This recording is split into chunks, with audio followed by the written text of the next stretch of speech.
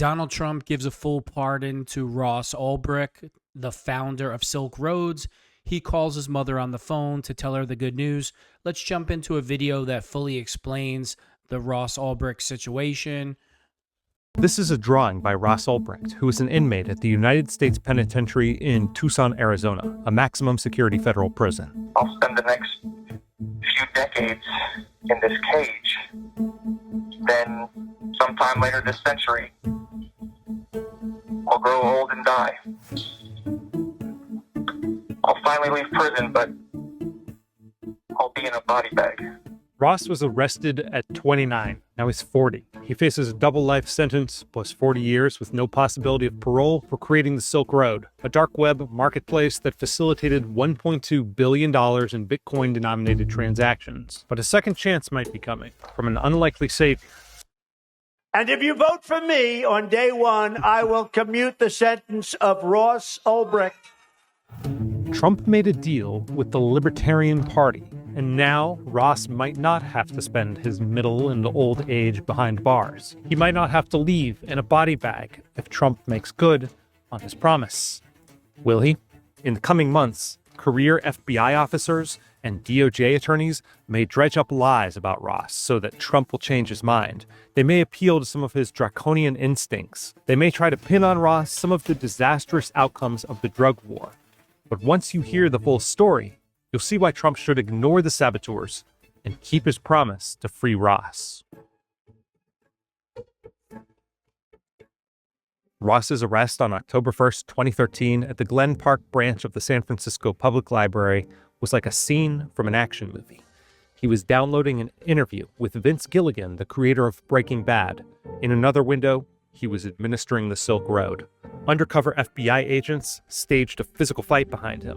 When he turned his head to observe the commotion, an undercover agent snatched his laptop before he could close the cover, which would have encrypted the contents of its hard drive.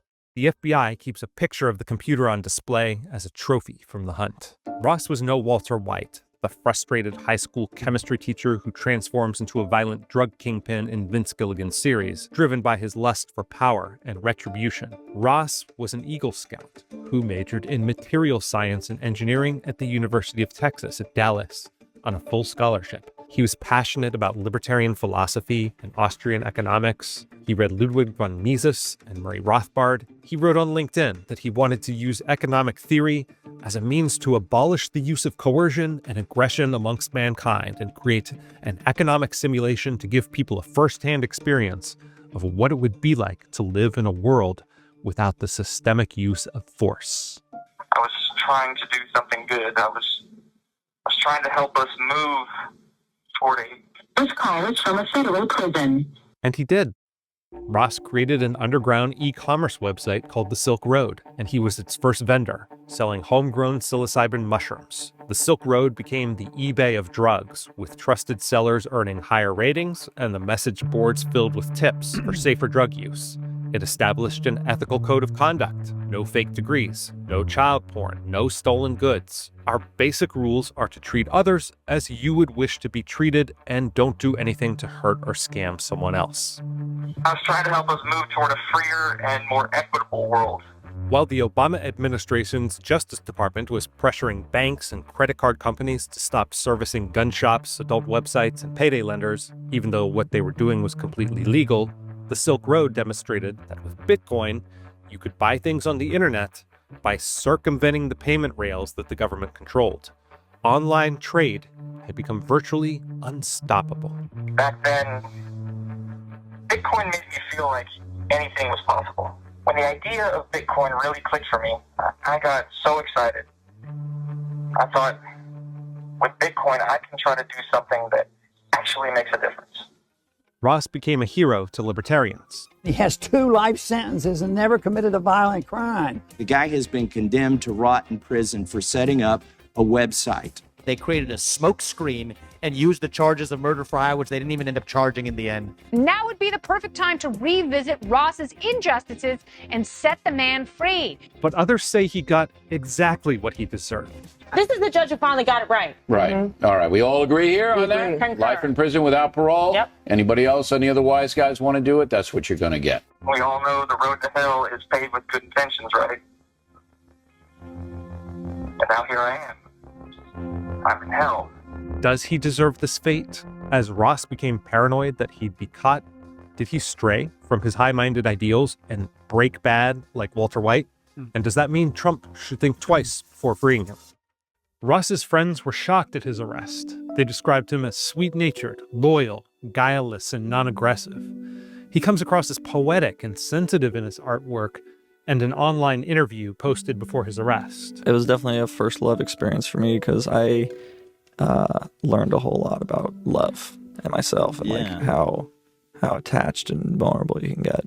Those who oppose freeing Ross say that he was also a contract killer. He actually solicited the killings of as many as 6 people, offering $150,000 to a would-be hitman. His mother said non-violent guy. No. But when you look closer, things get murky.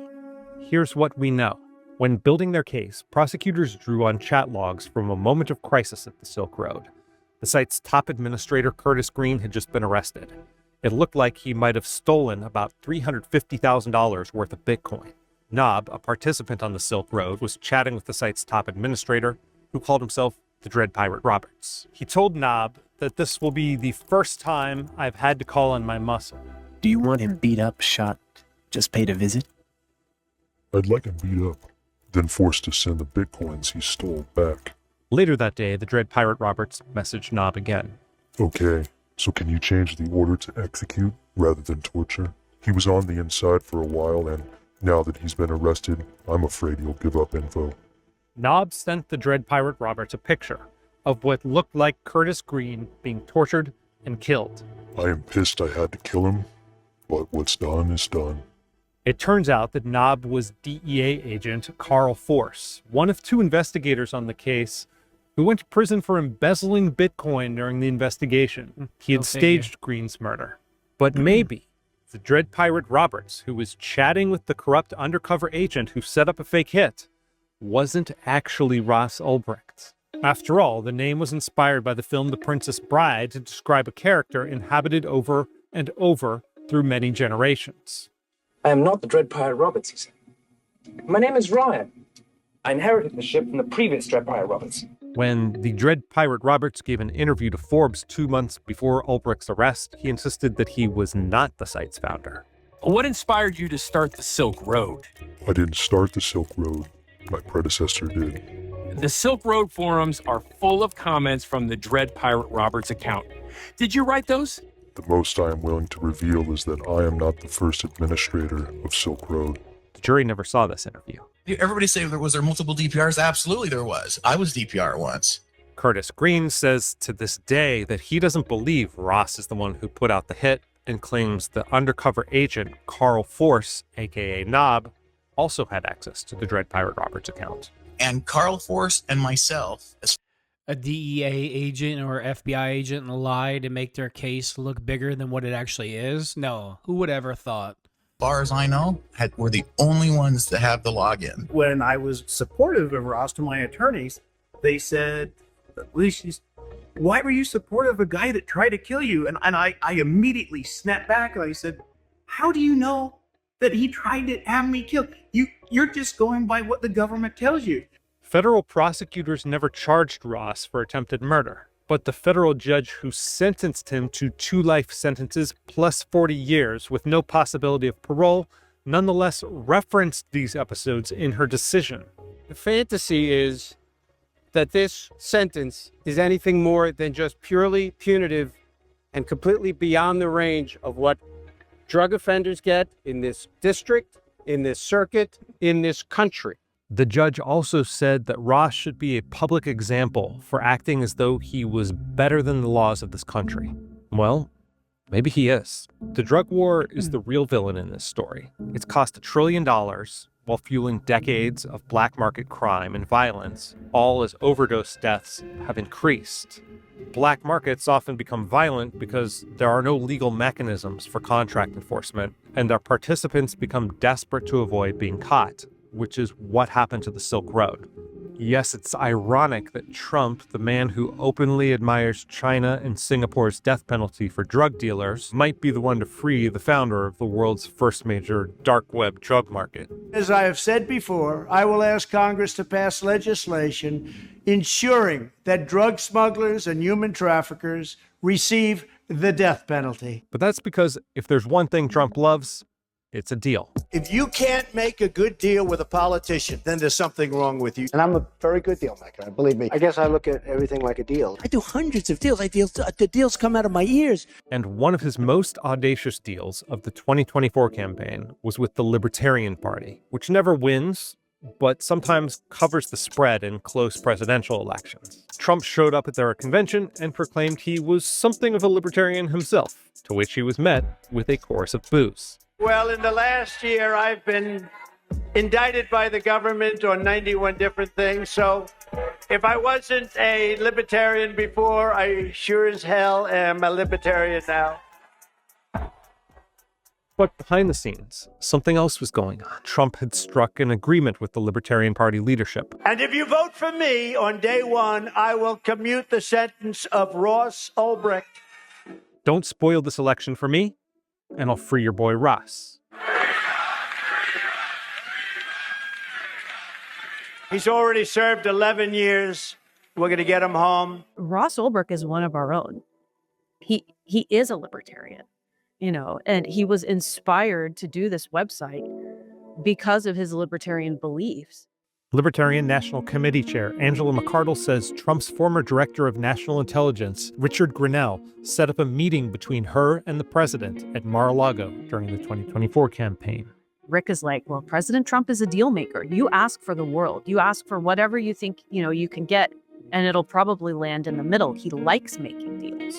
And so I really still, I was anxious to ask too much and have Ross fall by the wayside. So I really hit home, like, we just want you to free Ross Ulbricht. Like, that's the most important thing. And he said, I love freeing people. I'll do that. After the party's nominating convention, McArdle vowed to only back its own candidate, Chase Oliver, in non-competitive states favoring the Democrats. Trump won by thin margins in several swing states, while the Libertarian Party finished with its lowest vote share in 16 years. It was sort of this glorious miracle, the way things unfolded. It couldn't have been better for making sure that Donald Trump was incentivized and to stick to his promises. So now it's time for Trump to keep his end of the bargain.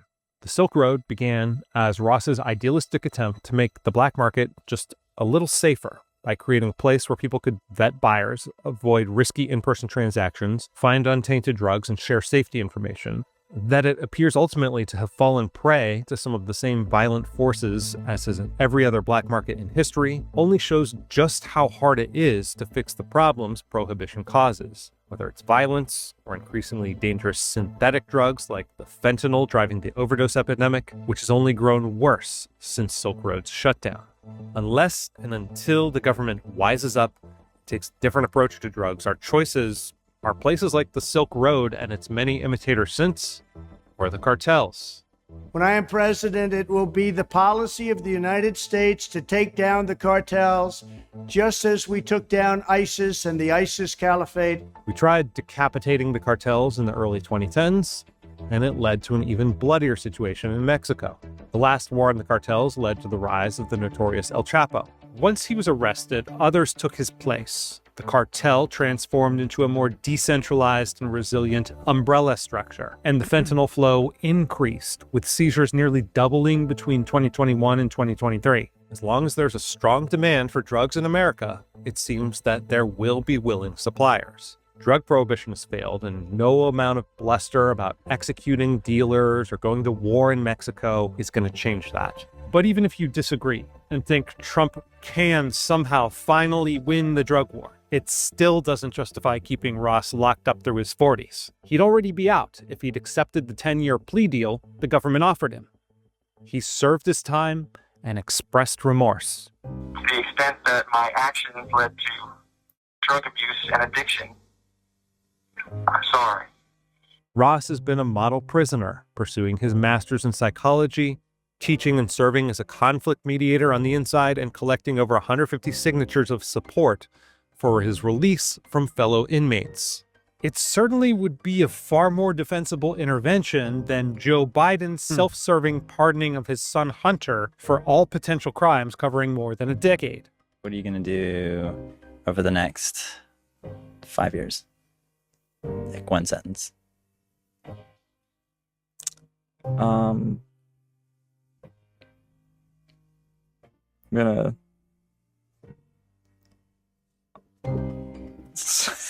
I'm gonna do a few things. So one sentence isn't enough, damn it. But I want to. Pretty sure I want to start a family in the next 5 years. Nice. Okay. And just make more friends and close people I love. Yeah, I want to focus on being more connected to people. He's suffered enough. Donald Trump made a deal, and many of Ross Ulbricht's supporters voted for him, or at least not against him, because of that deal. It might not be pretty, but it's politics in 21st century America. Trump got what he wanted. Now it's time to set Ross free. Here's my take on this. Today is January 21st, 2025, and Donald Trump did keep his promise. Ross Ulbricht got a full pardon today. I believe that Donald Trump pardoned him for one specific reason. Ross wasn't the actual drug dealer. He only set up a market, a clean market, where fentanyl wasn't going to be sold and drugs that really do harm to the community. Again, I'm not justifying whatever drugs are being used, but he only set up the market. He wasn't the actual drug dealer. And that's why I think Trump gave him the pardon. I never knew the part that the government offered him 10 years, if he just pled guilty. I think that was really dumb on his behalf because let's just say hypothetically Trump doesn't win. He's sitting in prison the rest of his life. He should have known the feds were going to fry him when they finally got their hands on him. He would have got sentenced to 10 and would have been home in 8.5. He could have been home already. So I never knew that part until I just watched this video. But, once again, all Donald Trump does is show that he's a man. If he tells you something, he's going to do exactly what he says that he's going to do. And he keeps his word and he cares about people because he didn't have to do this. He didn't even have to pardon the January 6th rioters. He said from the time they got sentenced to prison that if he became president, they were all going to get pardoned. And that's exactly what's happening. This whole notion that Donald Trump, he can only relate to the rich and the famous. Obviously, that's a lie. Donald Trump cares about people and it resonates with the people. And that's why he won his second presidency.